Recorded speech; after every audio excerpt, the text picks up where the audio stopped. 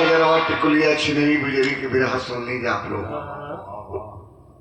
बिरहा मात्र आपके मनोरंजन का साधन नहीं हुआ करता बाबूजी। बिरहा एक समाज का दर्पण होता है और कलाकार आपका सेवक होता है। तो इस दास से, इस सेवक से कोई गलती हो, गुस्ताखी हो, क्षमा करेंगे आप। सुनिए, लंका जीत प्रभु श्री राम आए अवधपुरी के धाम, हर्ष में सुरपुर डूबे सुखित हुआ सलाम। 14 वर्ष के बाद अयोध्या की गद्दी पर कोई शासक बैठा, वो राम के रूप में। राम के रूप में अयोध्या की गद्दी पर कोई शासक बैठा और राजाभिषेक हुआ राम का। लंका फतह करके आए थे। आज जब राजाभिषेक हुआ तो अवध का ताज जब सर पे राम को बधा, तो राम ने ऐलान किए कि आज से अयोध्या में राम राज होगा। आज से अयोध्या में राम राज कायम होगा। न कोई ऊंच होगा, कोई नीच होगा, कोई छुआ न छूत, न भेद न भाव। सारे लोग अयोध्या के वासी राम राज में जिंदगी जिएंगे। 5-7 थे शूद्र बैठल ना गवा, जैसे बाबूजी लोग बैठल हुए, गरीब आदमी, दलित। खाना सब खात हो, पंडाल लगल हो, भंडारा चलत हो, जात प्रजात सबे खात हो। और खाए खाए के आए के दरबार में सब बैठत हो। तो 5-7 आदमी ई जब सुना क्या से राम राज कायम अयोध्या में हुई, तब 2-3 जने प्रेम बतियाओ था। कहो सरकार, जमुनी नगरी में खे विधवा गर्भवती हो, वो नगरी में कैसे रामराज कायम हो? ये गलत होता। जमुनी नगर में विधवा मेहरारू हो और गर्भवती हो, वो नगरी में कैसे रामराज कायम हुई? ये बतिया आपस में लोग बतियाओ तो ना भगवान राम के कान में पड़ल। तब भगवान कल खड़े हो जाइए, खड़े हो जाओ। क्या बोले हो कि अयोध्या में राम राज कायम नहीं होगा? कल कैसे हुई सरकार? जमुनी नगरी में खे विधवा गर्भवती हो, वो नगरी में राम राज कायम कैसे होगा? तब से हनुमान जी लेके गदा खड़ा हो गया। कौन है अयोध्या नगरी में जो विधवा होती हुई भी गर्भवती है? बताओ, एक गदा मारूंगा, धरती में धसा दूंगा। कौन है? कई बार जब कहना तो जौन आदमी कहले रहा कलश की वह स्टाल जो लगल है, पूरी कचौड़ी जहाँ मिलत है, वह लेके खाते। 7 महीना का गर्भवती है। कौन? तो बतावे लगा वो आदमी। बताओ तो विवाह में बड़ी अच्छी बात लिखी है। कैसे बात?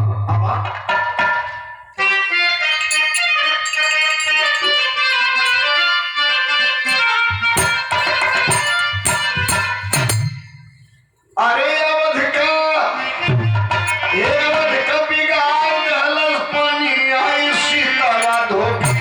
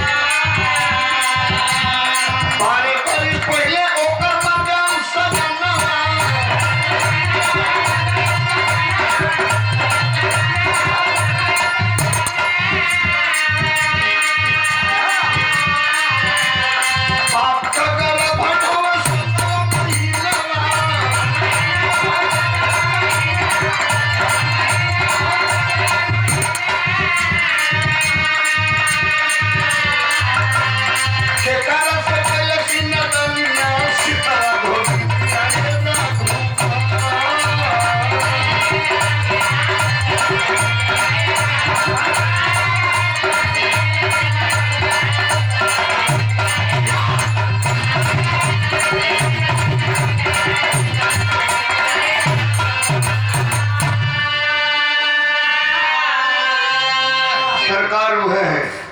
आप तो 14 वर्ष के बाद आए के अयोध्या के गद्दी के राजा मिला है। अवध का ताज आज आपके सर पे बंधा है। लेकिन आप जब गईला तो ये बरिस बाद दल्लू धोबी मरगी ने और दल्लू धोबी के वो दुल्ही हुए खाना खाते 7 महीना का गर्भ ले ले। नगर का लोग गांव घर के लोग कोई कुछ कहला तो चढ़ के मोछ दाढ़ी कबारे लगे। तब से हनुमान जी लेके गदा छरका नहीं की अक्षरक के जाए के पकड़ के पीछे से झोटा खींचलन खींचत पटकत खिसरावत लिया के राम के सामने दरबार में खड़ा कर देना। यही है पूछी राम कलन क्यों ऐसा की? तो दल्लू की दुल्हन है। वो तो बड़ी सम्मानित था। वो तो बड़ा सामाजिक आदमी रहा। हम लोग के बचपन में हम लोग जानते हैं दल्लू नहीं रहे दुनिया में तो तू ये कौन सा कर्म कर दी?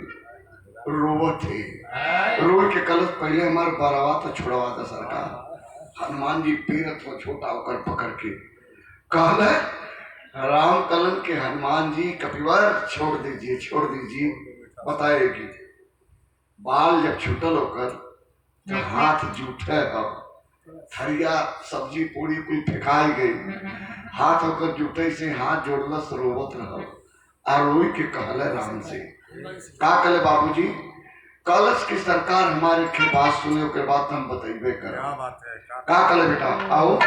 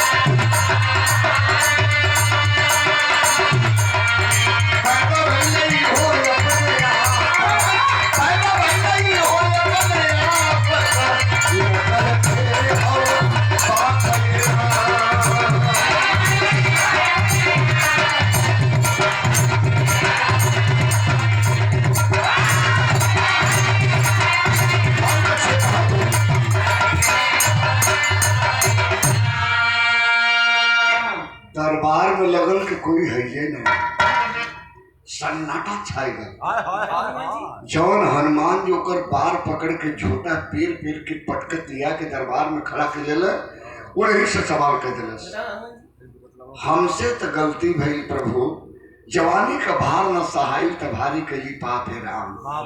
लेकिन छटकन गदा लेके हाथ में करके बाप है राम के करवाओ हो। हनुमान चालीसा में तो लिखल है कि शंकर सुमन केसरी नंदन तेज प्रताप महाजग केकर बेटा हूँ शंकर का कि सुमन का कि केसरी का कि पवन का केकर बेटा ही हूँ। हनुमान जी लगना खुरियाई रे क्या बोल रही है? राम कलन की बोलने दीजिए नहीं बतावा इनकर 4-5 बाबू हो का के हम चालीसा में लिखल बात बताओ थे हाँ इतना जानी ला कि इनकर माई अंजनी रह गई, गौतम ऋषि की बेटी रही अंजनी कि गौतम ऋषि उनकर बाप उनके श्राप दे देना। जब इंद्र छल करे चलल और गौतम ऋषि रात के 12 बजे गंगा के किनारे गिले तो गंगा कही कि तू आ गया यहाँ, जाओ तुम्हारे घर छल हो रहा है। तो इंद्र के समय जब छल करता न तो वही समय अंजनी के श्राप दे देना गौतम ऋषि की, जाओ जाओ तो कुआरेपन में मां बन जाएगी। वह श्राप के डर से अंजनी जंगल में कुटिया बना के अपने जीवन